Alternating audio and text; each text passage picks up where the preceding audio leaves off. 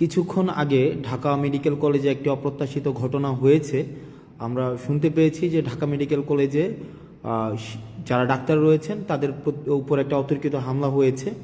আমরা যখনই বিশ্ববিদ্যালয়ের শিক্ষার্থীরা এই খবরটি আমাদের কাছে এসেছে যে বিশ্ববিদ্যালয়ের একটা রোগী যারা ছিল তাদের মধ্য থেকে হয়তো কেউ অপ্রত্যাশিতভাবে মারা গিয়েছে, তখন একটা সংক্ষুব্ধ পক্ষ ডাক্তারদের উপরে অতর্কিত হামলা চালায়। একটা বিষয় আমি স্পষ্ট করতে চাই আপনাদের, আমাদের যে গণ অভ্যুত্থানের যে মূল স্পিরিট ছিল, আমাদের যে গণ অভ্যুত্থানের যে জায়গাটি ছিল, সেই জায়গাটি কিন্তু হচ্ছে ন্যায্যতার ভিত্তিতে সমাজ প্রতিষ্ঠিত হবে, একটি সিস্টেম ডেভেলপ করবে এবং এই সিস্টেমের মধ্য থেকেই হচ্ছে আমাদের সমাজ, রাষ্ট্র তথা আমাদের দেশ পরিচালিত হবে। এখন দেখেন আপনারা, যে আমরা দেখছি যে বিভিন্ন জায়গা থেকে যে এই ধরনের কাজগুলো করা হচ্ছে, যেমন আজকে ডাক্তারদের উপরে হচ্ছে অতর্কিত হামলা করা হলো। একটা রুগী মারা যাচ্ছে, তার পেশাদারি কার্যক্রম ডাক্তার যখন চালাচ্ছে, এখন রুগী যদি মারা যায়, এখন ডাক্তাররা কি আপনি যদি ফোর্স করেন যে আমার রুগীকে বাঁচাই দিতে হবে, এখনই বাঁচাই দিতে হবে, মানে বাঁচাই দিতেই হবে, মানে এটা তো প্রফেশনালিজমের মধ্যে পড়ে না ভাই। মানে এটা কেমনে সম্ভব যে আপনার ডাক্তারদের মতো করে কাজ করতে দেওয়া উচিত। আমি যদি তাকে ফোর্স করি, আমি দেখেছি আমরা বেশ অনেক দিন এই আন্দোলন পরবর্তী সময়ে, দীর্ঘ সময় আমরা হচ্ছে হসপিটালে ভিজিট করেছি, সেখানে দেখেছি যে ডাক্তাররা কি পরিমাণ নিরলসভাবে পেশাদারিত্বের সাথে তারা হচ্ছে কাজ করার চেষ্টা করে। এখন আমি যদি ডাক্তারদেরকে ফোর্স করি যে আমার একটা রুগী এখনই আপনাকে বাঁচাই দিতে হবে, এখনই তাকে সুস্থ করে তুলতে হবে, এখনই আপনাকে তাকে ওষুধটা দিতে হবে, এখনই কাটা ঘা শুকাই দিতে হবে, এটা তো সম্ভব না। মানে এটা তো সিস্টেম না ভাই, এটা তো প্রফেশনাল জায়গার মধ্যে তো এটা যায় না। প্রফেশনালি এটা এভাবে ডিল করে না। প্রফেশনাল জায়গা, ডাক্তারদের বিষয়টা ডাক্তাররা বুঝবে, শিক্ষকদের বিষয়টা শিক্ষকরা বুঝবে, ইঞ্জিনিয়ারের বিষয়টা ইঞ্জিনিয়ার বুঝবে, আমাদের যেই প্রফেশন সেই প্রফেশনের বিষয়টা তারা বুঝবে। এখন আমরা যদি তাদেরকে এভাবে ফোর্স করি, যেমন আজকে ডাক্তারদেরকে যেভাবে পিটানো হইলো, ডাক্তারদের তাদের কাছ থেকে যেভাবে বের করে দেওয়া হইলো, এটা কি একটা ইতিবাচক কোনো ইমপ্রেশন ক্রিয়েট করছে আপনি বলেন?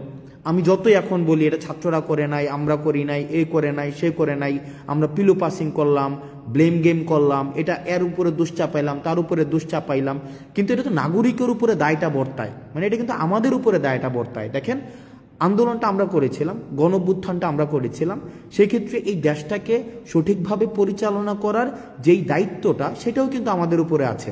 এখন আপনারা যদি ডাক্তারদের উপরে এভাবে আক্রোশমূলকভাবে এভাবে চেপে বসেন, এভাবে ডাক্তাররা কিন্তু তাদের পেশাদারি আচরণ করতে পারবে না। মানে নেভার, কোনোভাবেই সম্ভব না ডাক্তাররা তাদের পেশাদারি আচরণ করতে পারবে।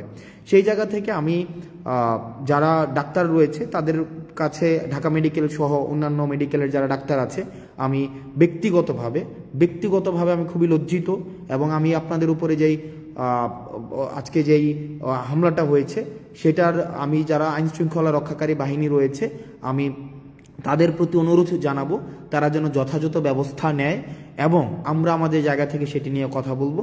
আমরা নিশ্চিত করতে চাই যে ডাক্তাররা তাদের পেশাদারি জায়গায় তারা নিজেদের মতো করে তাদের যে প্রফেশনালিজম, সেই প্রফেশনালিজমটা প্র্যাকটিস করতে পারবে।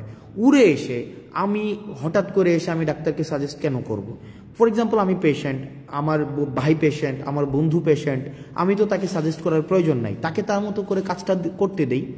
তাকে তার মতো করে কাজটা যদি আমি না করতে দেই, সেটা কিন্তু একটা প্রবলেমেটিক একটা সিচুয়েশন ক্রিয়েট করে ডাক্তারদের জন্য। এটা খুবই প্রবলেম। আমি যদি ডাক্তারকে প্রতিপক্ষ বানাই, শিক্ষককে প্রতিপক্ষ বানাই, ইঞ্জিনিয়ারকে প্রতিপক্ষ বানাই, আমি যদি এভাবে প্রতিপক্ষ শুধু বানাতেই থাকি, দিন শেষে আমি আসলে দেশটা কাদেরকে নিয়ে পরিচালনা করব? আমাদের জন্য দেখেন, এই ব্লেমগুলো কিন্তু আমাদের উপরে আসবে। এখন তৃতীয় পক্ষ, চতুর্থ পক্ষ, পঞ্চম পক্ষ, এই যে পক্ষ আমরা দোষ দিতে পারবো, এই পক্ষের উপরে দোষ দিতে পারবো, ওই পক্ষের উপরে দোষ দিতে পারবো, আমরা এভাবে করতে পারবো, কিন্তু আলটিমেটলি কিন্তু এটা সলিউশনে যাবে না। এই কারণে আমরা এই যে ব্লেম গেমিং না করে ডাক্তারদের কাজটা ডাক্তারদেরকে করতে দেই, শিক্ষকদের কাজটা শিক্ষকদের করতে দেই, প্রশাসনের কাজটা প্রশাসনকে করতে দেই, পুলিশের কাজটা পুলিশকে করতে দেই, রাজনীতিবিদদের কাজটা রাজনীতিবিদদের করতে দেই। আমরা সেটিই চেয়েছিলাম, কারণ আমরা দেখেছিলাম যে ফেসিস্ট সরকারের সময় সব কাজ হচ্ছে গণভবন থেকে নির্ধারিত হতো। ফেসিস্ট যে গভর্নমেন্টটা ছিল, এই গভর্নমেন্ট কি করেছিল, এই গভর্নমেন্টের সময় সব সময় গণভবন থেকে হচ্ছে তার কাজগুলো নির্ধারিত হতো। কিন্তু আমরা চেয়েছিলাম এভাবে না হোক, আমরা চেয়েছিলাম কি decentralisation of power. Decentralisation of পাওয়ারের মধ্য দিয়ে কি হবে, যার কাজটা সেই করতে পারবে। ডাক্তারদের কাজ ডাক্তাররা করবে, রাজনীতিবিদের কাজ রাজনীতি করবে, তারপরে হচ্ছে মিডিয়ার কাজ মিডিয়া করবে। কিন্তু আমরা দেখেছিলাম সেটা না হয়ে কি হয়ে গিয়েছিল, সবগুলো একসাথে ব্ল্যান্ডেড হয়ে গিয়েছিল। আর যখনই ব্ল্যান্ডেড হয়ে গিয়েছিল তখনই প্রবলেমটা হয়েছিল কি, ফেসিজমের উৎপত্তি হয়েছিল। তো সুতরাং আমি আপনাদের কাছে অনুরোধ করব, আপনাদের জায়গা থেকে অনুরোধ করব, বিভিন্ন জায়গাতে বিভিন্ন ডাক্তারদের উপরে, শিক্ষকদের উপরে এই ধরনের যে অপ্রত্যাশিতভাবে হামলাগুলো হচ্ছে সেগুলো নিন্দনীয়। এগুলো কোনোভাবেই কাম্য না। এখানে পাওয়ার পলিটিক্স, পেশি শক্তি বা সিস্টেমের বিরুদ্ধে গিয়ে কোনো ধরনের জোর করে বাধ্যতামূলকভাবে কিছু করানো, এই বিষয়গুলোকে কখনোই আমরা স্বাগত জানাই না, এগুলোকে আমরা পৃষ্ঠপোষকতা দেইও না। এগুলো হচ্ছে আমাদের যে গণঅভ্যুত্থানের যে মূল স্পিরিট ছিল, আমাদের যেই গণঅভ্যুত্থানের যেই জায়গাটি ছিল, আমাদের যেই গণঅভ্যুত্থানের আমরা সবাই যে নেমে এসেছিল রাস্তায়, সেই জায়গাটির সাথে সাংঘর্ষিক। সুতরাং আমরা যদি একটা দেশ গড়তে চাই, আমরা যদি একটি বৈষম্যহীন দেশ গড়তে চাই, সেই দেশের মধ্যে যার কাজটা তাকেই করতে দিতে হবে। পরিশেষে ডাক্তারদের সাথে যে আজকে যে ঘটনাটি হয়েছে সেটিকে আমরা নিন্দা জানাচ্ছি এবং আমরা প্রত্যাশা করব এই ধরনের ঘটনার কখনোই পুনরাবৃত্তি হবে না। এবং ডাক্তার সংশ্লিষ্ট যারা রয়েছেন, আপনারা যে নিরলসভাবে কাজ করে যাচ্ছেন সেটিকে আমরা স্বাগত জানাই। আপনারা যে নিরলস কাজটাকে আমরা সম্মান জানাই। আপনারা এই ক্রাইসিস মোমেন্টে যেভাবে নেমে এসছেন, আপনারা যেভাবে সেবা দিয়ে যাচ্ছেন, আমরা এটা স্বীকার করি যে চিকিৎসা খাতে অনেক ধরনের অসামঞ্জস্য রয়েছে, কিন্তু কিছু ডাক্তার রয়েছে তাদের জায়গা থেকে তারা নিরলসভাবে কাজ করে যাচ্ছেন। আরেকটি বিষয় সেটি হচ্ছে যে আপনারা অনেকে কমেন্টে গালাগালি করেন, বিভিন্ন বিষয়ে গালি দেন, বিভিন্ন বিষয়ে আপনারা বলেন যে পেইড পলিটিশিয়ান, আমরা টাকা খেয়েছি, তারপর হচ্ছে এগুলো বলেন। আমার কাছে এগুলো ভালো লাগে, এই কারণে ভালো লাগে কারণ আমাদের যে আন্দোলনটা ছিল, আমাদের আন্দোলনটা হচ্ছে আপনার এই গালির অধিকারটার জন্য। এই যে আপনার কমেন্ট বক্সে আপনার ব্যাকস্পেস ব্যবহার করতে হচ্ছে না, যে এটার জন্যই কিন্তু এই গণঅভ্যুত্থানটা। এই যে আপনাকে ব্যাকস্পেস ব্যবহার করতে হচ্ছে না, আপনি গালি দিতে পারছেন আমাকে, আপনি আমাকে তুই বলতে পারছেন, আপনি আমাকে খুব অপভাষা ব্যবহার করতে পারছেন, আপনি আমাকে বলতে পারছেন যে আমি হচ্ছে টাকা খেয়েছি, ঘুষ খেয়েছি। এই যে এটা বলতে পারছেন না, কুত্তার বাচ্চা বলছেন না আপনি, এই যে কুত্তার বাচ্চা, তুই তোর পরিবারের সবার কুত্তার বাচ্চা, আমি শেষ পর্যন্ত আপনার এটার জন্য আমি ফাইট করে যাব। অর্থাৎ আপনি যেন এটা বলতে পারেন, কারণ অতীতে আমরা এটাও বলতে পারতাম না। আপনি যদি অতীতের সময়গুলো দেখেন, অতীতে কিন্তু আমাদের এটা বলারও অধিকার ছিল না। সুতরাং আমরা আপনার এই গালিটার জন্য আমরা ফাইট করেছি, আপনার দ্বিমত প্রকাশের জন্য আমরা ফাইট করেছি, এবং দ্বিমত প্রকাশটাই আমরা চাই যে আপনারা দ্বিমত প্রকাশ করতে পারেন। শুধুমাত্র সহমত প্রকাশ করবেন, আমি শুধু যেটা বলবো সেটাই আপনি বলবেন, আমরা এটা চাই না। আপনার যেটা মত, সেই মতামতটা হচ্ছে আপনি যেন ঠিকভাবে প্রকাশ করতে পারেন, আমরা সেটার জন্যই হচ্ছে আমরা ফাইট করেছি। এবং আমাদের এই আন্দোলনটা অব্যাহত থাকবে, আমাদের সংগ্রামটা অব্যাহত থাকবে। কারণ আপনি যদি এই সংগ্রামটা অব্যাহত না রাখেন তাহলে আপনাকে মিউট করে দেওয়া হবে। আপনি যে গালি দিচ্ছেন এখন স্বাধীনভাবে, আপনার মাথার মধ্যে কিন্তু এই চিন্তা নাই যে আপনাকে ডিজিটাল সিকিউরিটি অ্যাক্টে আপনাকে ধরে ফেলবে। এটার জন্যই ছিল আমাদের আন্দোলন। আপনি স্বাধীনভাবে গালি দেওয়ার স্বাধীনতা পেয়েছেন, আপনার স্বাধীনতার জন্য, এই গালি দেওয়ার জন্য আমরা হচ্ছে ফাইট করব, সংগ্রাম করব, যেন আপনি স্বাধীনভাবে গালিটা দিতে পারেন। আমাকে যেন আপনি বলতে পারেন আমি কুত্তার বাচ্চা, আমাকে যেন বলতে পারেন যে আমি হচ্ছে যে টাকা খেয়ে আন্দোলন করেছি, আমাকে যখন বলতে পারেন যে আমি ঘুষ খেয়েছি, আমাকে যেন বলতে পারেন আমি 10 কোটি টাকা খেয়েছি। এই যে আপনি 10 কোটি টাকা খেয়েছেন, আমাকে বলেন, আপনাকে কিন্তু কেউ এসে বলে না যে আপনাকে বাসা থেকে উঠাই নিয়ে আসবে। এটা কিন্তু আপনার, এই ভয়টা কিন্তু আপনার নাই, বা এই ভয়টা আমাদের নাই। এই যে ভয়টা নাই, এটার জন্যই হচ্ছে আমাদের এই যে সংগ্রামের সফলতা। আপনি যদি জিজ্ঞেস করেন এই সংগ্রামের সফলতা কি, এই সংগ্রামের সফলতা এইটাই যে আমাদের ব্যাকস্পেস ব্যবহার করতে হচ্ছে না, আমাদেরকে একটা কমেন্ট লেখার পূর্বে আমাদের ভাবতে হচ্ছে না, বা আমাকে কোনো বন্ধু ফোন দিয়ে আমাকে জিজ্ঞেস করে না যে দোস্ত তাড়াতাড়ি কমেন্টটা ডিলিট করে দে বা তাড়াতাড়ি পোস্টটা ডিলিট করে দে। এইটার জন্যই হচ্ছে আমাদের আন্দোলন। এবং আমি মনে করি এই জায়গায় হচ্ছে আমাদের সফলতা, যে আপনি অন্তত স্বাধীনভাবে গালি দিতে পারছেন, সবাইকে স্বাধীনভাবে গালি দিতে পারছেন। কিন্তু আমরা একটা জায়গায় স্পষ্ট করতে চাই, স্বৈরাচার ফেসিস্ট হাসিনা আমাদেরকে বিভিন্নভাবে দমন করার চেষ্টা করেছে, আমাদেরকে বিভিন্নভাবে আমাদেরকে ব্লেম দিয়েছে, ট্যাগ দিয়েছে, আমাদের অর্থ লোপাটের আমাদের অভিযোগ এনেছে, কিন্তু কিচ্ছু করতে পারেনি। কারণ আমাদের নৈতিক যেই শক্তিটা, মানে নৈতিক যে শক্তিটা, এই নৈতিক শক্তি হচ্ছে আমাদের সততা।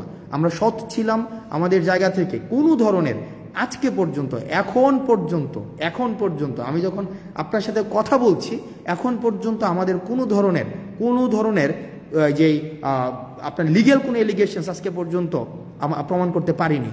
তো সুতরাং আমরা আমাদের যতক্ষণ পর্যন্ত আমাদের নৈতিকতার জায়গাটা স্পষ্ট থাকবে, স্বচ্ছ থাকবে, ততদিন পর্যন্ত এই সংগ্রামটা চলবে। আপনাদের অনেকে বলেছেন যে 10 কোটি টাকা আমরা খেয়েছি, 10 কোটি, 20 কোটি, 30 কোটি লাক্সারিয়াস গাড়িতে চলাফেরা করি। ব্যক্তি আসনাদ আবদুল্লাহ, ব্যক্তি সার্জিস আলম, নাহিদ আসিফকে যারা আগে থেকেই চিনেন, আমাদের যে বিষয়টা, এই যে লাইভ বন্ধ করেন সমস্যা হবে, এই কমেন্ট এখন আর করতে হয় না। যে ফেসবুক পোস্ট ডিলিট করেন সমস্যা হবে, বা কমেন্ট ডিলিট করেন সমস্যা হবে, এই যে কমেন্ট ডিলিট করেন সমস্যা হবে, লাইভ বন্ধ করেন সমস্যা হবে, এই যে কাজটা করতে হচ্ছে না, এটাই আমাদের সফলতা। এই যে আজকে মানে আমি বিশ্বাস করেন, আপনারা যখন কমেন্টে গালি দেন, আমি মনে করি যে না, ফাইন, এটার জন্য আমরা ফাইটটা করেছি, যে আমরা অ্যাটলিস্ট স্বাধীনভাবে আমরা গালি দিতে পারি, অ্যাটলিস্ট স্বাধীনভাবে আমার মত প্রকাশ করতে পারি। কেউ এসে আমাকে ফোন করে বলছে না যে কমেন্টটা ডিলিট করে দাও যে তোমার সমস্যা হবে, বা পোস্টটা ডিলিট করে দাও তোমার সমস্যা হবে, বা লাইভটা বন্ধ করে দাও তোমার সমস্যা হবে, বা লেখাটাকে মুছে ফেলো তোমার সমস্যা হবে। এটার জন্যই মূলত হচ্ছে আমরা আন্দোলনটি করেছিলাম। এখন এই আন্দোলনের, সংগ্রামের এই স্পিরিটটি যদি ধরে রাখতে চাই, তাহলে আপনাদের মাথায় রাখতে হবে, চাঁদাবাজদের বিরুদ্ধে দাঁড়াতে হবে, অন্যায়ের বিরুদ্ধে দাঁড়াতে হবে, যারা পেশাদার তাদের কাজটা তাদেরকে করতে দিতে হবে, যারা লেখক তাদেরকে লিখতে দিতে হবে, যারা মিডিয়া কর্মী তাদেরকে স্বাধীনতা দিতে হবে, যারা চিকিৎসক তাদের চিকিৎসা করার স্বাধীনতা তাদের মতো করে দিতে হবে, যারা ইঞ্জিনিয়ার তাদের কাজটা তাদের মতো করতে দিতে হবে, যারা শিক্ষকদের কাজটা শিক্ষকদের মতো করতে দিতে হবে। সেখানে যদি আমরা হস্তক্ষেপ করি, তাহলেই কিন্তু সেটা স্বাধীনতা পরিপন্থী, তাহলেই কিন্তু এটা সংগ্রাম পরিপন্থী। আমরা ঠিক যে আমরা মত প্রকাশের স্বাধীনতার জন্য আন্দোলন করেছি, দ্বিমত প্রকাশের স্বাধীনতার জন্য আন্দোলন করেছি, আমরা প্রত্যেকটা মানুষের তার কাজ যেটা, সেটার স্বাধীনতার জন্য আন্দোলন করেছি। এই আন্দোলনের স্পিরিটটা যেন নষ্ট করতে না পারে আমাদের বিভিন্ন উপলক্ষ তৈরি করার মধ্য দিয়ে, সেটির জন্য আমাদের সবসময় সচেতন থাকতে হবে, সব সময় সচেতন থাকতে হবে। কারণ মনে রাখতে হবে যে আমাদের যে অর্জনটি হয়েছে, এই অর্জনটি হচ্ছে প্রাথমিক অর্জন। এই অর্জনের ধারাবাহিকতাটি যদি আমরা রক্ষা করতে চাই, এই ধারাবাহিকতা রক্ষা করার জন্য আমাদের লড়াইটি, সেটি হচ্ছে চলমান, এবং আমাদের লড়াইটিকে অব্যাহত রাখতে হবে। আমরা আমাদের জায়গা থেকে সামাজিকভাবে যেই প্রবলেমগুলা অ্যারাইজ করেছে, আমাদের এখন সোশ্যাল কিছু প্রবলেম অ্যারাইজ করেছে, চাঁদাবাজি বেড়ে গিয়েছে, বিভিন্ন জায়গায় হচ্ছে পদত্যাগ করানো হচ্ছে, বিভিন্ন জায়গায় দেখছি আমরা সিস্টেমের বাইরে গিয়ে বাধ্য করা হচ্ছে বিভিন্ন পদত্যাগ করানোর জন্য। এইসব বিরুদ্ধে আমাদের কথা বলতে হবে, সামাজিকভাবে কথা বলতে হবে। এখানে এমন না যে এটা নেতা নির্ভর, একজন নেতাই কথা বলবে, প্রত্যেকের জন্য ওপেন ফ্লোর। তবে দয়া করে কেউ হচ্ছে কোনো ধরনের বিশেষ সুবিধা আদায় করার জন্য, কোনো ব্যক্তি সুবিধা আদায় করার জন্য নিজের এই পরিচয়টাকে আপনারা হচ্ছে বাজে কাজে ব্যবহার করবেন না। সবাই ভালো থাকবেন, সুস্থ থাকবেন, এবং হচ্ছে এই যে গালি দিচ্ছেন আপনারা বিভিন্ন জায়গায়, এই গালি অব্যাহত থাকুক। কারণ এই গালিটাই নিশ্চিত করে যে আমাদের প্রাথমিক অর্জনটি আমাদের হয়েছে, আন্দোলনের যে প্রাথমিক যে অর্জন সেটি হয়েছে এই গালি নিশ্চিত করে। কারণ আপনি গালি দিতে পারছেন এই আন্দোলনের কারণে, দ্বিমত প্রকাশ করতে পারছেন আন্দোলনের কারণে, আজকে আপনি ব্যাকস্পেস ব্যবহার করতে হচ্ছে না আন্দোলনের কারণে, কমেন্ট ডিলিট করতে হচ্ছে না আন্দোলনের কারণে, আপনি যা ইচ্ছা তা পোস্ট করতে পারছেন আন্দোলনের কারণে, আপনি লিখতে পারছেন আন্দোলনের কারণে, আপনি বলতে পারছেন আন্দোলনের কারণে, আপনি প্রশ্ন করতে পারছেন আন্দোলনের কারণে, আমাদেরকে জবাবদিহিতার মধ্যে রাখতে পারছেন তাও আন্দোলনের কারণে। সুতরাং আন্দোলনটি আমি যতই বলি না কেন, বিভিন্নভাবে বিতর্কিত করার চেষ্টা করা হোক না কেন, আমাদের প্রাথমিক সফল আমরা হয়েছি, তবে সেটির ধারাবাহিকতা অব্যাহত রাখতে হবে।